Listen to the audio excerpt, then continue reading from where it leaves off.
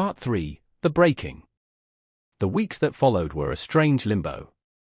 We didn't officially break up, but we didn't resolve anything either.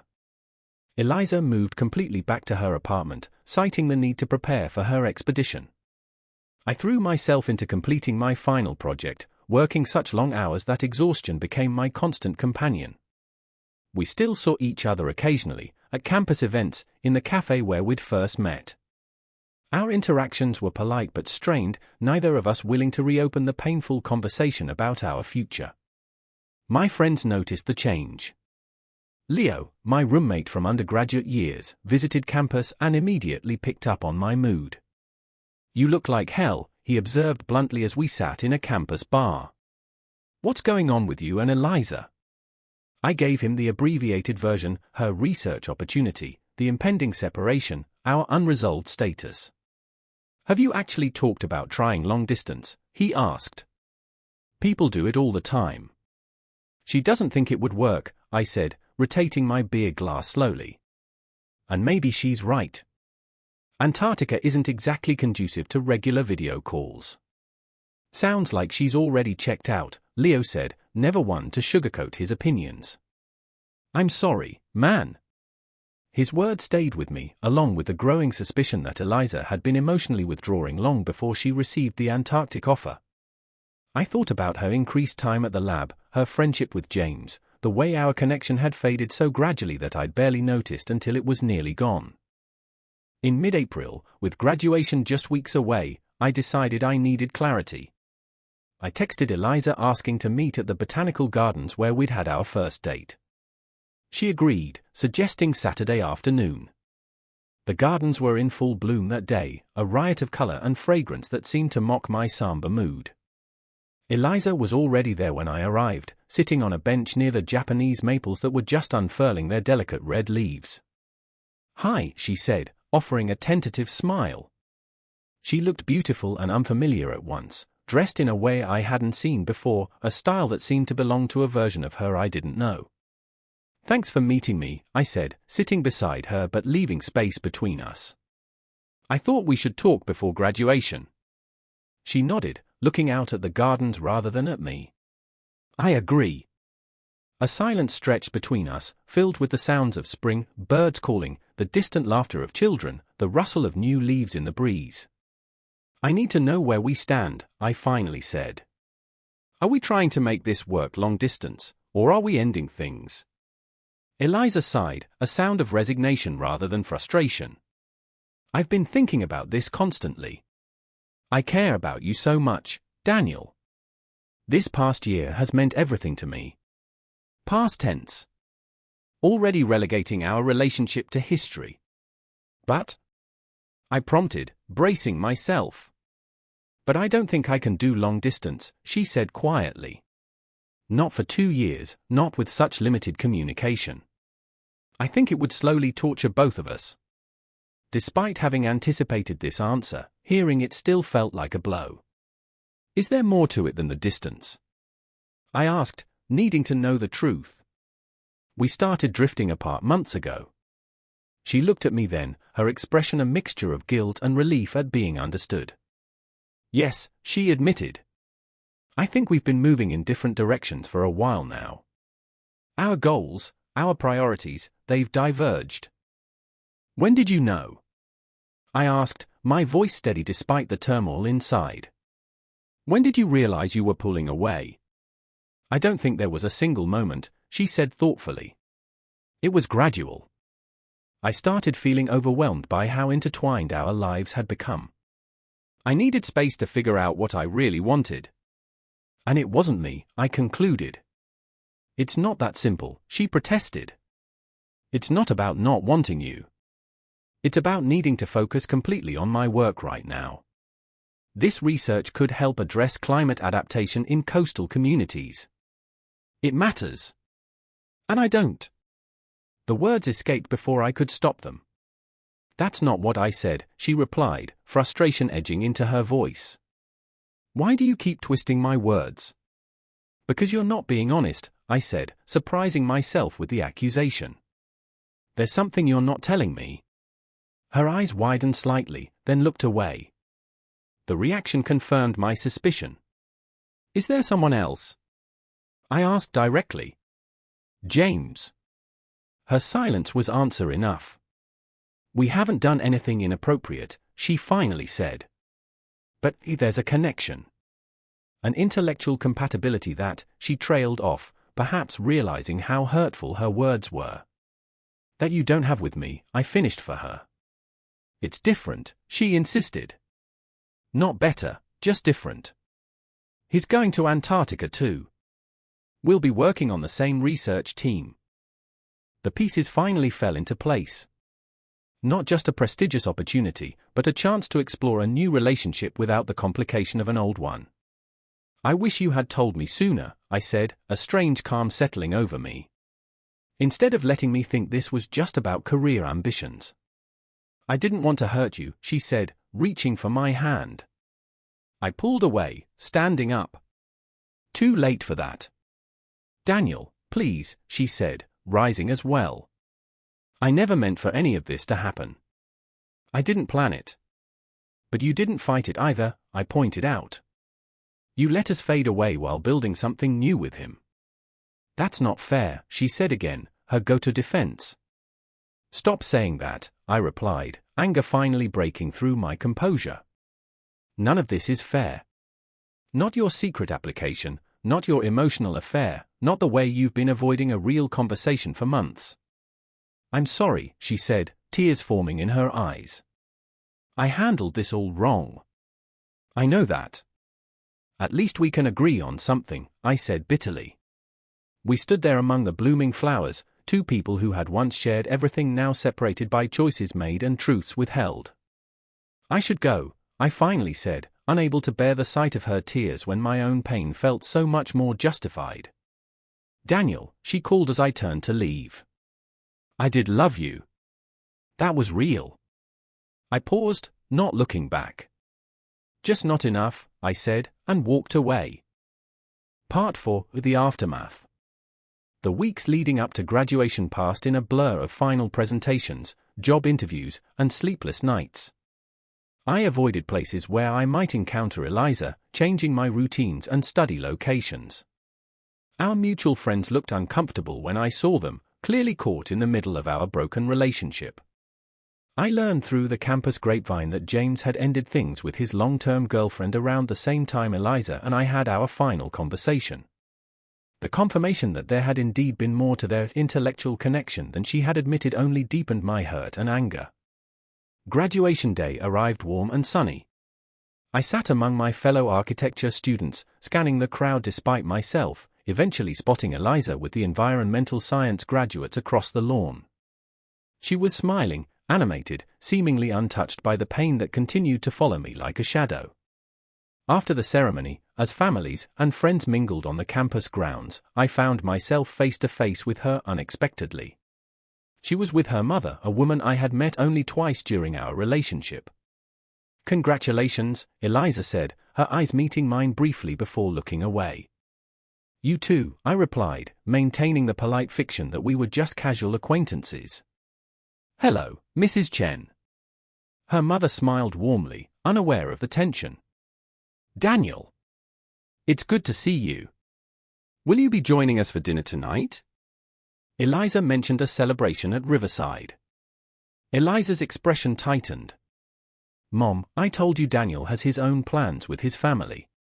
Actually, I don't, I said, a petty impulse making me contradict her. But I wouldn't want to intrude. Nonsense, Mrs. Chen insisted. You're always welcome. Eliza shot me a pleading look.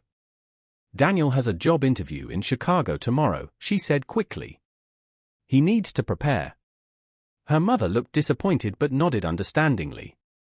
Another time, then. Before you both move on to your new adventures. Yes, I agreed, the irony not lost on me. Another time. I excused myself, walking away with the distinct feeling that I was leaving more than just a conversation behind. As predicted, I never did join them for that dinner, or any other. Within a week, I had accepted a position with an architectural firm in Seattle, as far from Berkeley and Antarctica as my job search had allowed. The summer passed in a haze of relocation stress and new job orientation. I found an apartment in a downtown high-rise, nothing like the cozy, plant-filled space I had shared with Eliza. The clean lines and minimal decor suited my mood, no reminders, no sentimentality, just function and form. I threw myself into work, volunteering for extra projects and staying late at the office. My colleagues probably thought I was impressively dedicated. In reality, I was just avoiding an empty apartment and the thoughts that came with solitude. Social media became a minefield. I hadn't unfriended Eliza, a decision I regretted when photos appeared of her Antarctic expedition team, James prominently by her side in every shot. After torturing myself for a few weeks, I finally muted her accounts, unable to completely sever the connection but unwilling to continue watching her new life unfold. Friends tried to set me up on dates, but my heart wasn't in it. I went through the motions, a dinner, conversation, occasionally even a goodnight kiss, but the connections felt hollow compared to what I had experienced with Eliza. One woman, a landscape architect named Maya, saw through my facade. "You're not ready," she said gently after our third date ended with another polite but passionless kiss. "That's okay. But don't call until you are." She was right, of course. I wasn't ready. The wound was still too fresh, the question still too persistent. What could I have done differently? Had there been signs I missed? Was there a moment when I could have changed the course of our relationship? 6 months after graduation, Leo visited me in Seattle. We went hiking in the nearby mountains, the physical exertion a welcome distraction from my thoughts. "You need to stop torturing yourself," he said as we rested on a rocky outcrop, looking out over evergreen forests. "What happened with Eliza wasn't your fault. I know that intellectually," I admitted. "But I can't help feeling like I missed something important, some warning sign." "Maybe you did," he conceded. "Or maybe she changed, or you both did. That happens, especially at our age. We're all still figuring out who we are." "I thought I knew who I was with her," I said quietly. "That's the problem," Leo replied, unusually insightful. "You were defining yourself through the relationship. Now you have to figure out who Daniel is on his own." His words stayed with me long after he left. I realized I had been so focused on what I had lost that I hadn't considered what I might gain: independence, self-knowledge, new possibilities. Slowly, I began to reconstruct my life. I joined a community design initiative, volunteering my architectural skills for local improvement projects. I started rock climbing at an indoor gym, the physical and mental challenge requiring such complete focus that it gave my mind rare moments of peace. I reconnected with old friends and made new ones, gradually building a social circle in my new city. A year after the breakup, I received an email from Eliza. Seeing her name in my inbox sent a jolt through me, a mixture of pain and longing that had dulled but not disappeared. "Dear Daniel," she wrote, "I hope this message finds you well. I've thought about writing to you many times over the past year, but never knew quite what to say. I'm back in the States briefly for a conference before returning to Antarctica for my second year. Being home has made me reflective about the choices I've made and the people who have been important in my life. I want you to know that I'm truly sorry for how things ended between us. You deserve better than my confusion and half-truths. The truth is, I was scared of the intensity of what we had, of losing myself in us, of making the wrong choice about my future. That fear led me to pull away long before I admitted it to either of us. James and I are no longer together. It turns out that intellectual compatibility isn't enough to sustain a relationship in the isolation of an Antarctic research station. We remain colleagues, but nothing more. I'm not telling you this to reopen old wounds or to suggest any kind of reconciliation. Too much has happened, and we've both moved on with our lives. I simply wanted you to know that what we shared was real and important to me, even if I couldn't find the right way to honor it at the end. I hope you're doing well and finding fulfillment in your work and life.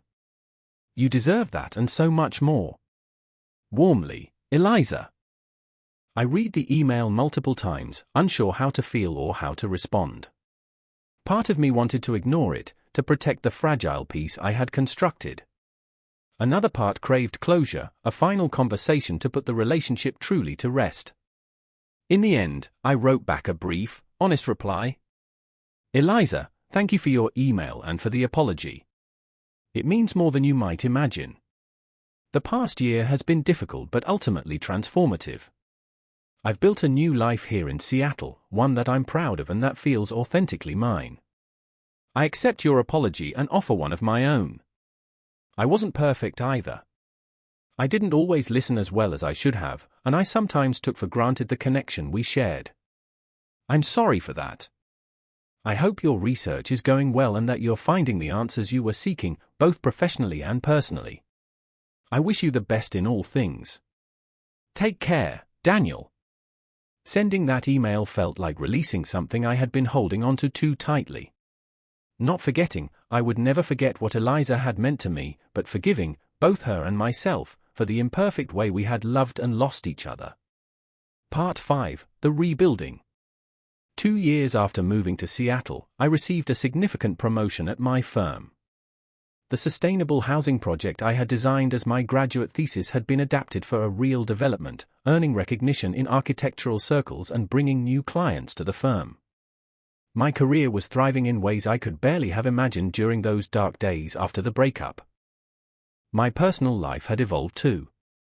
I had dated occasionally, brief connections that never deepened into anything serious. Then I met Sophia at a community design workshop, an urban planner with a passion for creating inclusive public spaces. Our professional collaboration gradually evolved into friendship, and then, cautiously, into something more. What I felt for Sophia was different from what I had experienced with Eliza. It wasn't the all-consuming passion of first love, but something steadier, more grounded. We moved slowly, both carrying lessons from past relationships, both careful with each other's hearts. Tell me about your ex, Sophia asked one evening as we sat on her balcony, watching the sunset paint the Seattle skyline in shades of gold and pink. The important one. I hesitated, surprised by the request. Why do you want to know? Because she shaped part of who you are, Sophia said simply. And I want to know all of you, even the parts that were formed through pain. So I told her about Eliza, our beginning, our unraveling, our end. I spoke without bitterness now, able to see our story with more clarity and compassion than I once had. Do you still love her? Sophia asked when I finished, her question direct but her tone gentle. Not in the way I once did, I answered honestly. I'll always care about her, always value what we shared. But that chapter is closed. Sophia nodded, seeming satisfied with my answer. Thank you for telling me. Our relationship deepened over the following months. Sophia had her own past, a marriage that ended when her husband decided he didn't want children after all, a fundamental difference they couldn't reconcile. Her openness about that pain helped me understand that heartbreak, while universal, is also uniquely personal in how it shapes us. 3 years after the breakup, I found myself back on the East Coast for a conference. On impulse, I took a detour to visit our old university campus. It was spring again, the botanical gardens in bloom just as they had been on that painful day when Eliza and I had said our final goodbyes. I walked the familiar paths, memories surfacing with each turn, the cafe where we'd met, the library where we'd studied together, the lawn where we'd often picnicked between classes. The memories no longer carried the sharp sting of betrayal, but rather a gentle melancholy for what had been and what might have been. As I sat on a bench near the Japanese maples, now fully grown, their red leaves creating a canopy overhead, I realized how much my perspective had changed. The pain that had once consumed me had transformed into something else, gratitude for having experienced such deep connection, even if it hadn't lasted. My phone buzzed with a text from Sophia, hope the conference is going well. Missing you here. The community garden project just got approved. I smiled, typing back a congratulatory response and adding that I missed her too. As I pressed send, I noticed someone walking along the path ahead, a familiar figure with curly hair pulled back in a loose bun. For a moment, my heart stopped. Then the woman turned, revealing a face I didn't recognize. Not Eliza after all, just someone with a similar silhouette. The brief adrenaline rush faded, leaving behind an unexpected realization. The prospect of seeing Eliza again no longer filled me with dread. If we had crossed paths in that moment, I would have been okay. I might even have been glad for the chance to see her face once more, to exchange genuine well wishes. I had truly moved on. That evening, back in my hotel room, I found myself opening my laptop and navigating to Eliza's professional page at Berkeley, where she had begun her PhD program after returning from Antarctica. Her research focused on climate-resilient strategies for vulnerable coastal communities, important work that I knew she approached with passion and dedication. There was a recent photo of her at a field site, standing on a beach with measurement equipment, her curly hair wild in the coastal wind, that familiar focused expression on her face. She looked happy, fulfilled, exactly where she was meant to be. I closed the laptop without feeling the old pangs of loss. Instead, I felt a sense of completion, of a circle properly closed. When I returned to Seattle, I asked Sophia to move in with me. It was a step we had been considering for months, but my trip east had clarified something important. I was ready to build a future without fear of the past repeating itself. "Are you sure?" she asked, always perceptive about my emotional state. "Something feels different about you since your trip." "I am sure," I told her, explaining my campus visit and the unexpected peace it had brought. "I realized I've been holding back a part of myself, afraid of being hurt again. I don't want to do that anymore, especially not with you." Sophia understood, as she always did. "The ghosts we carry," she said, "they never completely disappear. But they can become less haunting over time." She was right. Eliza would always be a part of my story, a profound chapter in my becoming. But she was no longer the defining narrative of my heart. 5 years after our breakup, I received a wedding invitation from a mutual friend from university. Attending meant the possibility of seeing Eliza again, a prospect that once would have sent me into emotional turmoil. Now, I discussed it openly with Sophia, who encouraged me to go. "It's part of your history," she said. "And besides, I'm curious to meet the people who knew you then." The ceremony was held in a renovated barn in the countryside, strings of lights creating a warm glow as evening fell. Sophia and I found our seats, greeting the handful of people I still kept in touch with from my university days. And then I saw her. Eliza was seated several rows ahead, her hair shorter now but still curly, dressed in a deep green that had always been her favorite color. She was with someone, a woman I didn't recognize, their hands casually intertwined. Our eyes met briefly across the room. After a moment of surprise, she smiled, a genuine smile that reached her eyes, and gave a small wave. I returned the gesture, feeling a complex blend of emotions, nostalgia, affection, and the bittersweet recognition of time's passage. At the reception, we eventually found ourselves face to face beside the drink table. "Daniel," she said, her voice familiar yet somehow belonging to another lifetime. "It's really good to see you." "You too, Eliza," I replied, and meant it. "Congratulations on your research. I've seen your name in some impressive publications." She looked pleased and a little surprised that I had kept track. "Thank you. And I followed your work as well. That housing development in Seattle is remarkable. You've always had such vision for creating spaces that matter." The woman she had been sitting with joined us, and Eliza introduced her as Rebecca, her partner of 2 years. I introduced Sophia, who engaged them both in easy conversation about their work and lives. As our partners discussed a recent climate policy initiative, Eliza turned to me with a more private expression. "Are you happy?" she asked softly. I looked across at Sophia, animated as she explained a community project she was passionate about, then back to Eliza. "Yes," I said simply. "I am. Are you?" She nodded, glancing at Rebecca with unmistakable affection. "I am.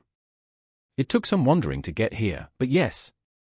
I'm glad," I told her, and the words contained no hidden pain or resentment, just the sincere wish for her well-being that remains when love transforms rather than disappears.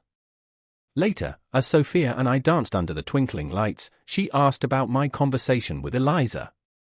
Was it strange? Seeing her again after all this time?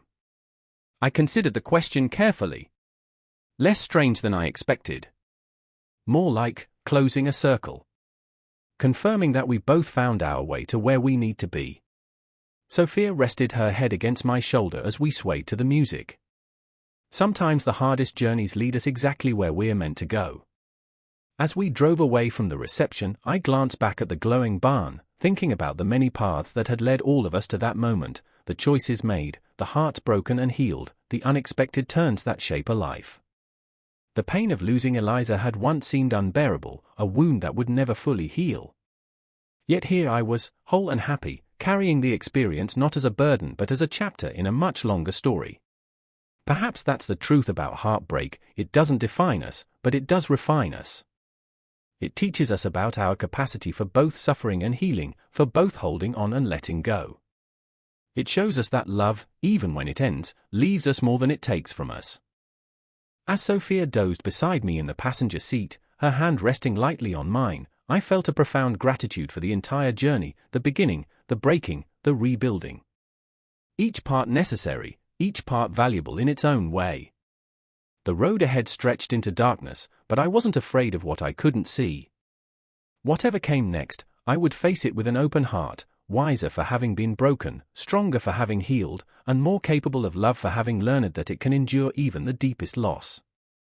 That, perhaps, is the greatest gift that comes from surviving heartbreak, the knowledge that we can lose what seems most essential and still find our way back to joy, different but undimmed, carrying our scars not as reminders of pain but as evidence of our remarkable capacity to begin again.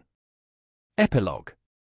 10 years after our breakup, I received an email from Eliza. The subject line read simply, "Full circle." "Dear Daniel," she wrote. "I hope this message finds you well. I wanted to share some news that made me think of you. I've accepted a position leading a new climate resilience center at our old university. After years of fieldwork and research, I'm returning to where it all began to build something I hope will make a difference. When I received the offer, you were one of the first people I thought of. Not with regret or sadness, but with appreciation for the role you played in my journey. Our time together shaped me in ways I'm still discovering, and for that, I will always be grateful. I understand you and Sophia recently welcomed a daughter. Congratulations! There's no greater adventure than parenthood, from what my friends tell me. Rebecca and I are considering starting a family ourselves in the next year or so. Life has a way of bringing us exactly where we need to be, even when the path isn't what we expected. I hope your path continues to bring you joy and fulfillment. Warmly, Eliza. I read the email with Sophia looking over my shoulder, our newborn daughter sleeping peacefully in her bassinet nearby. Are you going to reply? Sophia asked.